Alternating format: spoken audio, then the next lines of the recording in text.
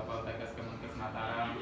Hari ini saya akan melakukan penyuluhan tentang penanganan kejadian keracunan makanan pada pekerja. Untuk waktunya sekitar 5-10 menit dan langsung saja kita ke materinya. Yang pertama yaitu ada pengertiannya.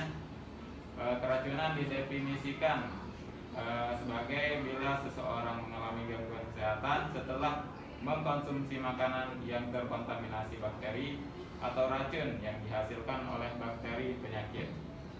Keracunan makanan merupakan penyakit yang diakibatkan pengkonsumsian makanan atau minuman yang memiliki kandungan bakteri atau bahan-bahan kimia yang dapat menyebabkan gangguan fungsi normal tubuh. Kemudian ada penyebabnya, yaitu menurut Center of Disease Control, yaitu yang pertama membiarkan makanan yang telah siap saji pada suhu yang baik bagi bakteri untuk tumbuh. Kemudian ada kesalahan memasak atau menghangatkan kembali makanan. Ketiga yaitu adanya kontaminasi hilang. Keempat yaitu kontaminasi oleh tangan pengelola makanan atau koki. Kemudian ada makanan yang sering dipengaruhi oleh bakteri. Yang pertama yaitu susu atau makanan bersusu seperti keju dan krim. Kemudian masakan berlemak, ada roti dan kuih mulik. Kemudian ada makanan laut seperti kerang, daging lembu, ayam atau ikan. Kemudian ada makanan dalam tin yang telah kemik atau yang kembung pada bagian atasnya atau berkarat. Kemudian ada keadaan di mana dapat menyebabkan makanan tercemar bakteri, yaitu yang pertama makanan mentah. Kemudian daging, ayam, ikan tidak disimpan di tempat yang dingin. Kemudian ada makanan beku yang dibiarkan cair pada suasana yang panas untuk terlalu lama. Kemudian ada makanan dalam tin yang terdedah kepada suhu bilik selepas dibuka. Kemudian ada makanan basah dan berair yang didedahkan pada tempat panas. Kemudian buah-buahan serta sayur mayur yang tidak dicuci dengan baik. Kemudian ada makanan tercemar semasa dimasak. Dan yang terakhir yaitu makanan yang tidak disimpan segera.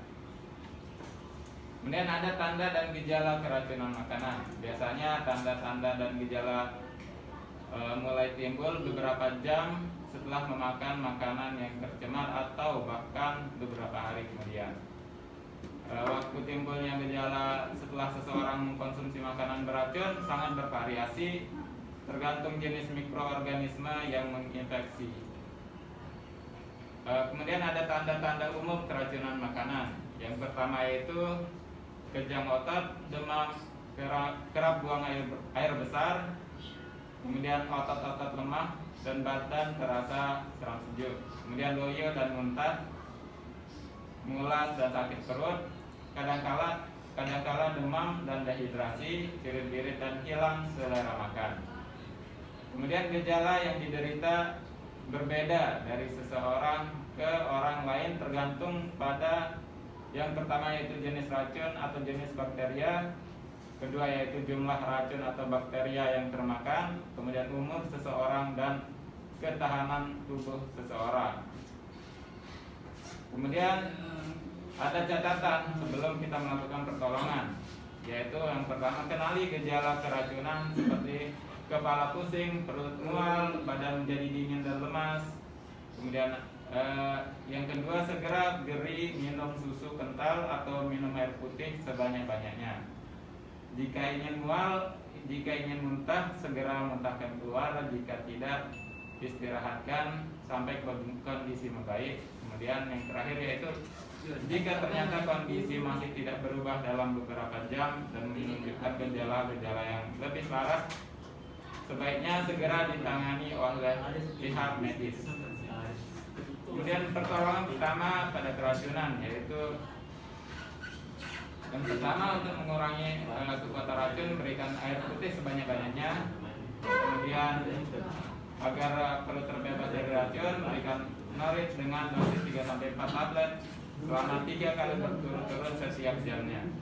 Kemudian air santan kental dan air kelapa hijau dicampur 1 sendok makan garam dan dapat menjadi alternatif jika norit tidak tersedia.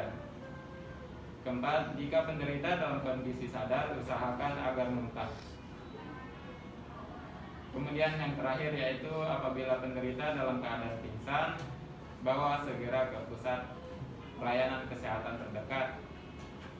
Kemudian yang terakhir yaitu pencegahan keracunan makanan. Yang pertama yaitu pengelolaan sistem hygiene yang baik, kemudian pengelolaan makanan yang baik, hindari terjadinya kontaminasi dari manapun. Keempat, simpan makanan dalam suhu yang tepat. Kemudian kelima, hindari makan makanan yang asam yang dikemas dalam kemasan yang terbuat dari logam. Kemudian ada hindari makanan jamur yang liar. Yang terakhir yaitu hindari mengkonsumsi makanan setengah matang. Itu saja untuk penyampaian materinya. Kita lanjut untuk sesi tanya jawab. Mungkin ada yang ingin ditanyakan, silakan. Ya silakan, sebut namanya Mbak. Baik, terima kasih Pak. Perkenalkan nama saya Enji. Di sini saya ingin bertanya, bagaimana pertolongan pertama pada pekerja yang mengalami keracunan?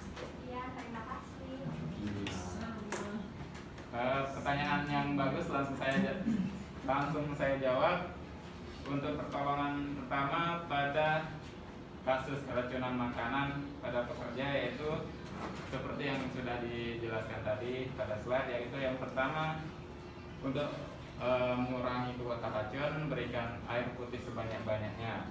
Kemudian agar terbebas dari racun, yaitu berikan norit dengan dosis 3 sampai 4 kali setiap jamnya. Kemudian jika tidak ada norit, itu bisa menjadi alternatif campurkan air santan kental dan air kelapa hijau dengan 1 sendok garam.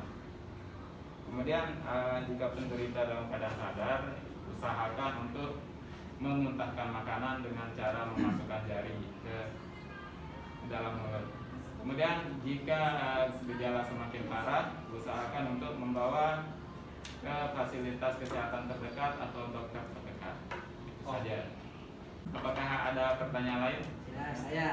Silakan Mas, sebutkan namanya dulu. Perkenalkan, nama saya Abdul Muhid. Di sini saya ingin bertanya, makanan mentah seperti apa yang menyebabkan keracunan makanan pada pekerja? Terima kasih atas pertanyaannya, Saudara Abdul. Langsung saja saya jawab ya. Makanan-makanan mentah yang cepat terkontaminasi antaranya daging, kemudian ada ikan mentah, kemudian makanan-makanan laut mentah yang tidak dibungkus dengan baik, tidak disimpan dengan baik, itu dapat mudah tercemar oleh bakteri.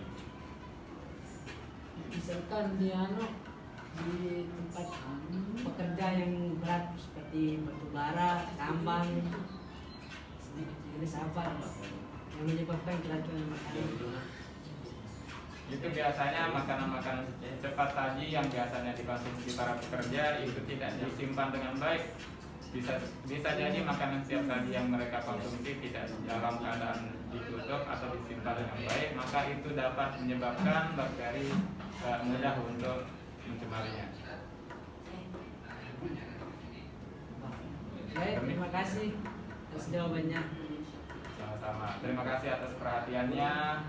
Semoga menjadi ilmu yang bermanfaat bagi kita semua. Saya ucapkan terima kasih atas perhatiannya. Assalamualaikum dan selamat pagi.